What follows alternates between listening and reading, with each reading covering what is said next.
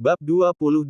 Merindukan Valet. Baru saja anak magang itu membalik badan, suara seseorang dari belakang menghentikannya. Mereka semua langsung menatap ke sumber suara. Farah tersenyum lega melihat Valet datang.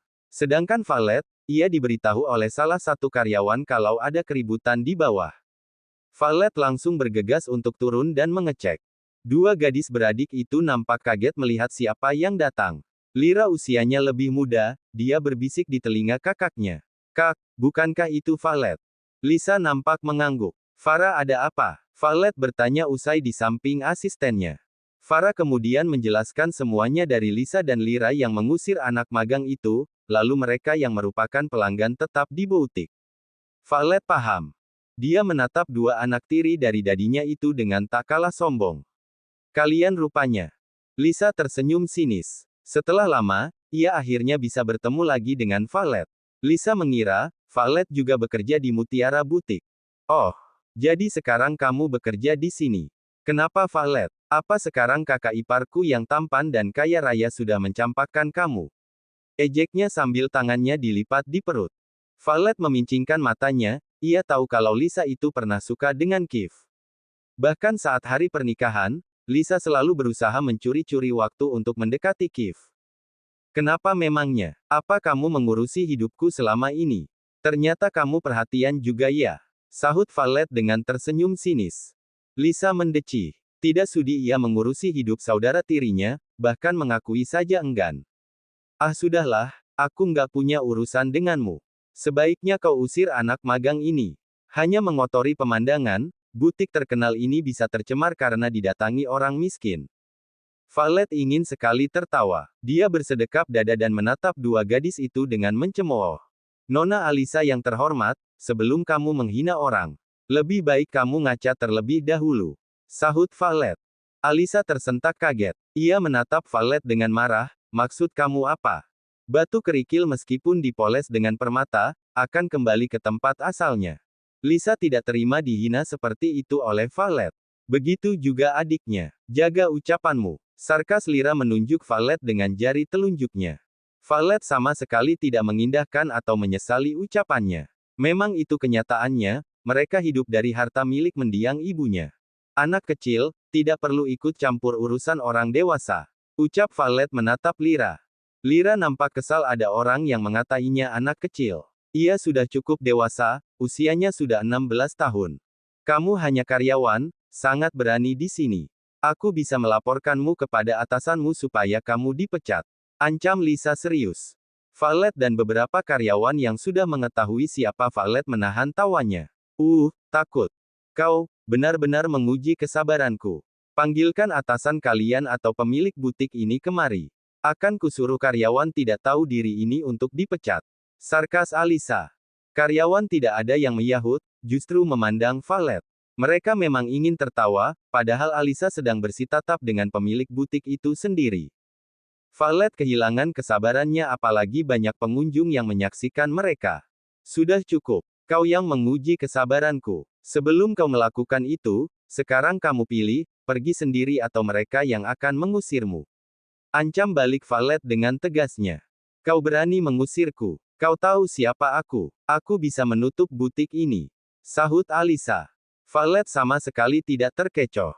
Memang apa yang bisa dilakukan Alisa, semua harta yang digunakan itu miliknya, milik mendiang ibunya, Aurora. Ternyata begini ya, kelakuan nona keluarga Aurora. Seenaknya menindas orang. Ucap seorang pengunjung yang kebetulan pernah melihat Alisa di sebuah acara dan mengakui sebagai nona muda Aurora. Jaga ucapan kalian. Tegas Alisa tidak terima. Valet tersenyum. Mereka ini nona keluarga Aurora yang palsu. Karena keluarga Aurora hanya memiliki satu putri. Tegas Valet.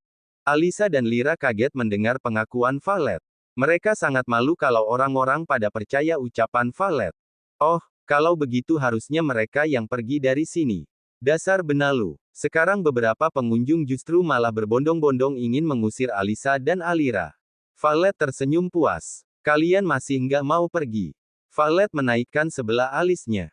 Alisa menghentakkan kakinya dengan kesal dan marah, begitu juga adiknya. Lihat saja, aku akan adukan perbuatanmu ini kepada Dedi. Oh ya, adukan saja.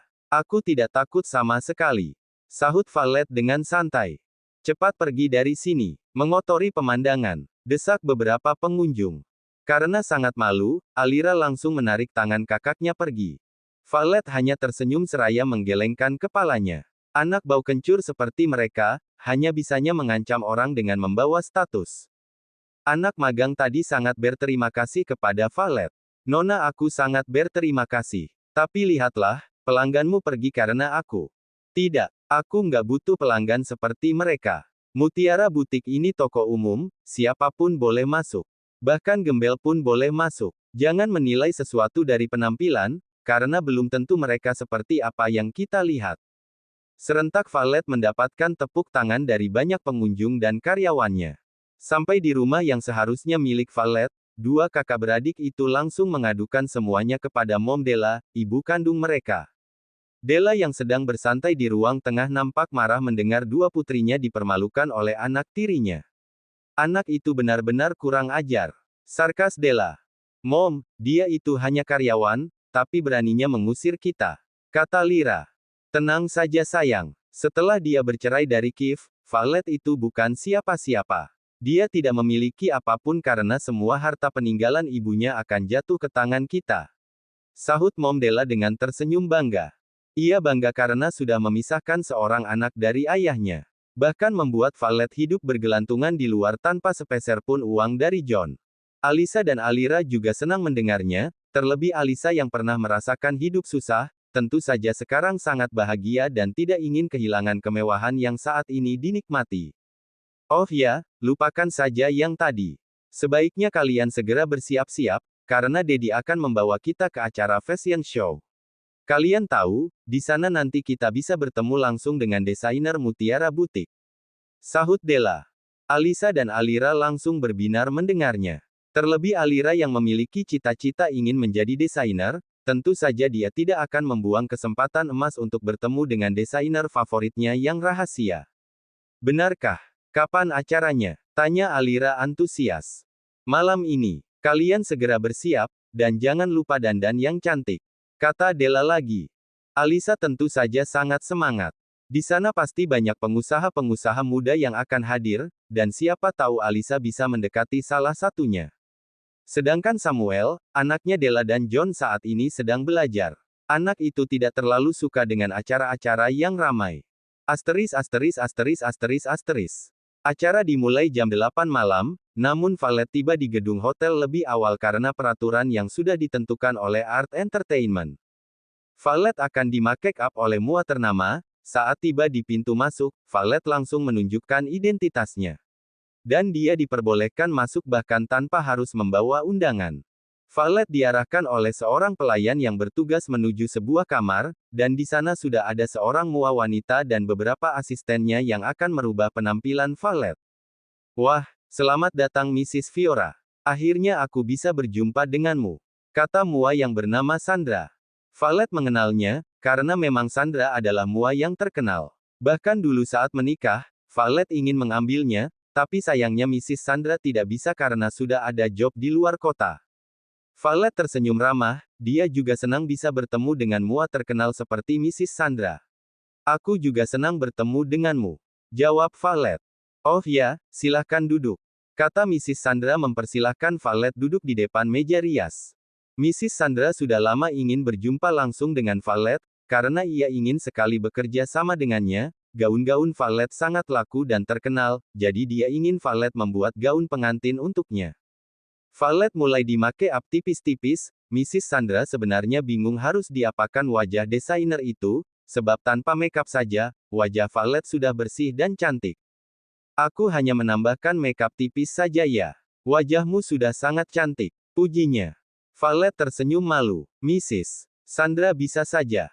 Mereka nampak santai sambil mengobrol ringan, meskipun baru bertemu, tapi Mrs. Sandra sudah merasa kalau desainer Fiora orang yang ramah dan baik. Di belakang Valet, ada seorang herdo yang sedang merapikan rambut Valet. Rambut belakang Valet dibiarkan tergerai, namun di bagian atas ke samping ada kepang yang diikat ke belakang. Meskipun terlihat simpel, tapi terlihat cantik untuk Valet. Dan Valet suka hairstylistnya. Valet mengenakan long dress body press berwarna biru muda dengan belahan di kaki kiri dari bawah sampai batas lutut. Lalu bagian dada atas berbentuk V yang langsung nyambung ke bahu tanpa lengan, dan aksesoris kalung berlian di leher, ditambah gelang giok asli peninggalan ibunya. Penampilan Valet yang sekarang, membuktikan bahwa dia memang anak seorang konglomerat.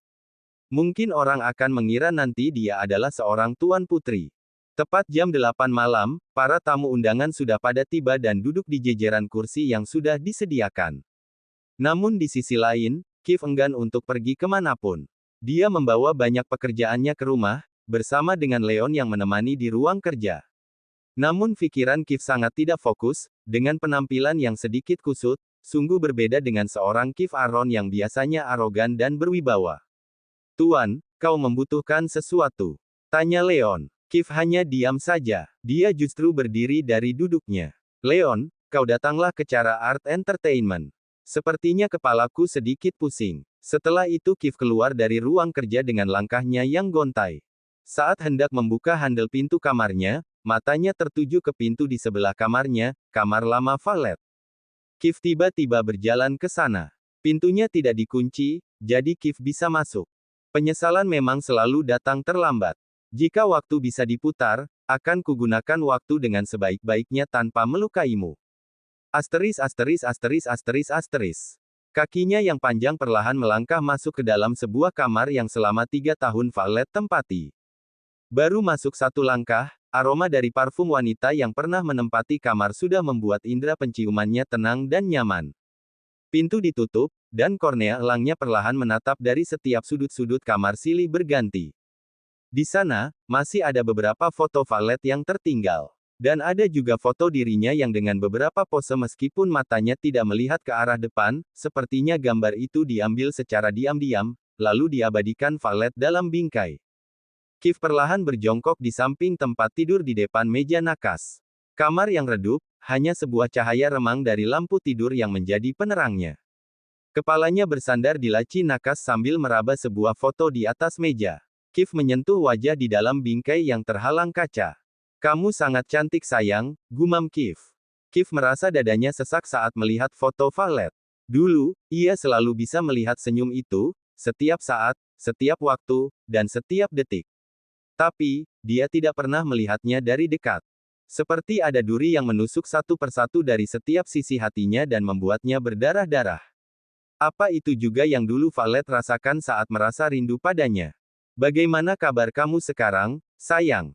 Ternyata aku bisa merindukanmu, aku merindukan semua tentangmu," gumam Kiev sendiri. Saat Aliek dulu berniat meninggalkannya karena menikah dengan Valet, Kiev tidak merasakan perasaan seperti ini. Kehilangan. Tapi sekarang kamu sudah bahagia, buktinya kamu tidak pernah kembali lagi. Ada pepatah yang mengatakan, setiap pertemuan pasti ada perpisahan. Dan setiap perpisahan, akan bertemu kembali. Bolehkah Kiev percaya dengan kata-kata itu? Kiev penasaran dengan isi di dalam laci, barangkali ada barang milik Valet yang masih tertinggal. Ada beberapa buku, Kiev mengambilnya, sedikit penasaran hingga dia membukanya. Desainer Fiora. Apa, Valet itu sebenarnya? Pantas saja Valet tidak ingin meninggalkan Mutiara Butik meskipun dia diberikan bulanan yang fantastis. Valet ternyata lebih mandiri, gadis yang cerdas meskipun pendidikan Valet jauh dibandingkan Aliek, tapi Aliek tidak ada apa-apanya. Lalu Kiev juga menemukan sebuah amplop, di depannya ada tulisan dari rumah sakit tempat di mana Valet saat itu dirawat waktu kecelakaan. Kiev membukanya, dia ingin tahu bagaimana kondisi Valet dan berharap tidak ada luka serius. Menyatakan kalau Nyonya Violeta Aron mengalami keguguran di usia kehamilan 6 minggu. Pangkat-pangkat dek. Pangkat-pangkat. Bersambung.